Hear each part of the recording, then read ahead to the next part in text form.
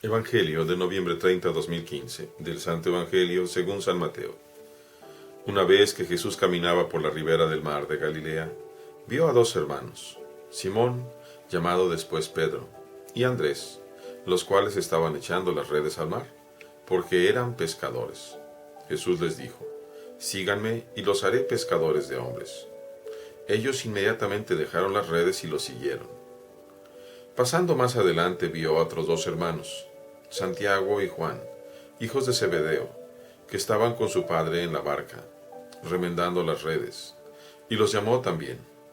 Ellos, dejando enseguida la barca y a su padre, lo siguieron.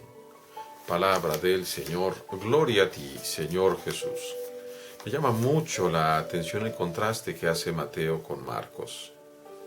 De Marcos sabemos actualmente por la crítica de diferentes escuelas, la crítica literaria, la crítica de texto, la crítica histórica, la crítica de las escuelas de escritura, de los modelos, que Marcos es de los cuatro evangelios el más antiguo. Marcos nos revela cómo Jesús había estado predicando en la mañana, quizá todo el día en la mañana, subido en la barca de Simón Pedro, y que ya cuando terminó de predicar, le dice a Simón que lo lleve a pescar, y es cuando se da esa pesca milagrosa. A mí me llama la atención precisamente esto y el contexto, porque voy a hablar de dos puntos básicamente, que es el mismo en el Evangelio según San Mateo, que es lo que yo alcanzo a entender. Sin embargo, quiero decir, Mateo nos presenta una situación en donde Jesús es obedecido inmediatamente por sus discípulos. En cambio, Marcos nos presenta la misma situación más compleja. Podríamos entender por el Evangelio de San Juan que Pedro ya había conocido, que Simón ya había conocido a Jesús, y que cuando en la escena de la pesca milagrosa Jesús le pide subir a su barca, ya la había conocido, pero no se había impresionado. Y no es sino hasta el evento de la pesca milagrosa, cuando Pedro, de rodillas delante del Señor, le dice: Señor, apártate de mí porque soy un pecador, y que Jesús le dice: no temas, desde hoy serás pescador de hombres. Esa historia, que es un poco más humana, un poco más larga y entendible, quizá a mi miseria, se me hace una historia más sencilla de entender que la que nos presenta Mateo. Mateo nos presenta dos llamados. Jesús va caminando por la ribera y de pronto ve a dos hermanos. Llama la atención cómo en estos primeros momentos llama a hermanos. No llama a uno solo, sino a los hermanos. Y una vez que llama a los hermanos, posteriormente van a ser otros los que les traigan, ¿verdad?, a otros más. Ya van a ser ellos mismos los que van a ir trayendo. Por ejemplo, en el caso de Andrés y de Juan, que fueron los primeros discípulos del Señor. Aquí Mateo nos habla, primero que nada, de Pedro. Lo pone en primera plano, siendo que San Juan nos habla precisamente de Andrés y de Juan. Pero es interesante. Pone a Pedro y después a Andrés. Ya desde el momento de la escritura y la posición nos va queriendo indicar probablemente este evangelio que fue hecho por San Mateo, ya una cierta predisposición en cuanto a cómo van a ir siendo los llamados. A Pedro, es decir, a Simón, a Andrés, que eran pescadores. No vino el Señor, como dice San Pablo, a buscar a ricos, a magnates, a gente muy estudiada, sino pescadores. Y estos dos pescadores, cuando el Señor les dice una invitación muy sencilla, pero además muy extraña: síganme, los haré pescadores de hombres.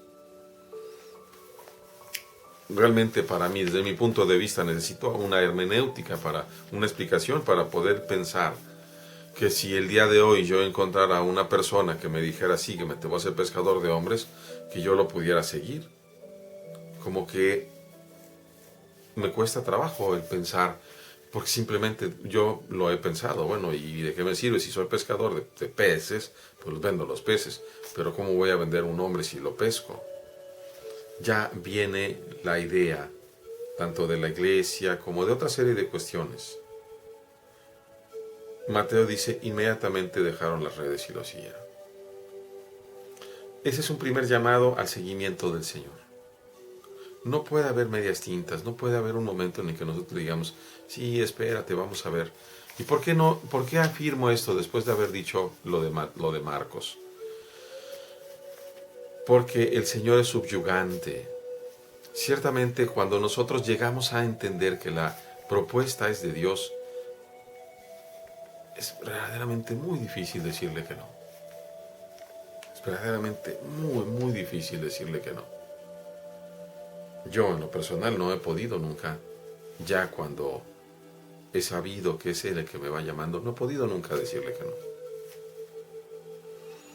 Lo vuelve a insistir porque se repite 2 veces. Vio a otros 2, también hermanos, Santiago y Juan. Y ahora nos da el nombre del papá de ambos, de Zebedeo, hijos de Zebedeo.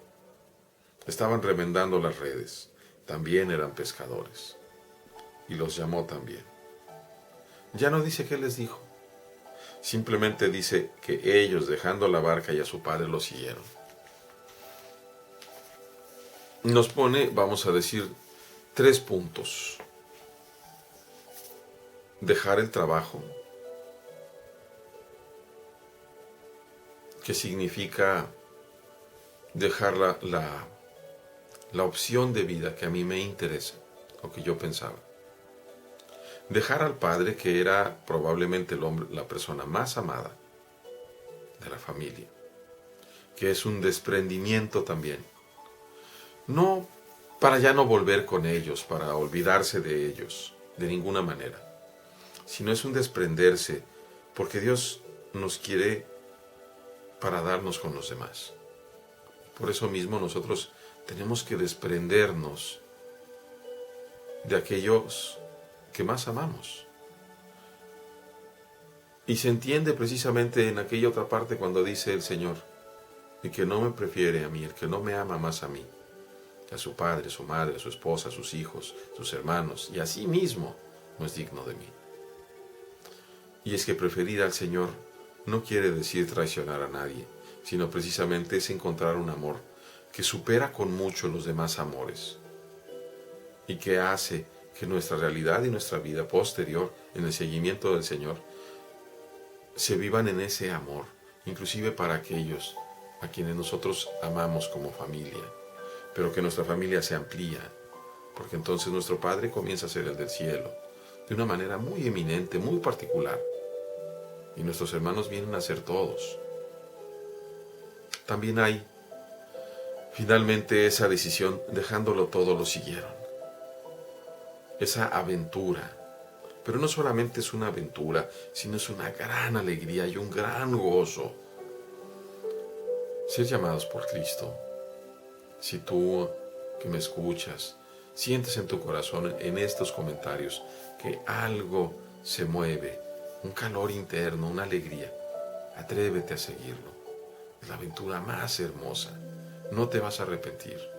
Y no importa que seas un jovencito, un monaguillo, o un muchacho banda, o seas un hombre casado, o seas un hombre o una mujer casada o soltera, síguelo. Si sientes un calor en tu corazón ahora mismo, síguelo. Acércate con alguien que te pueda orientar y busca precisamente ese seguimiento del Señor. A todos nos llama a tiempo y destiempo, porque nos ama a todos.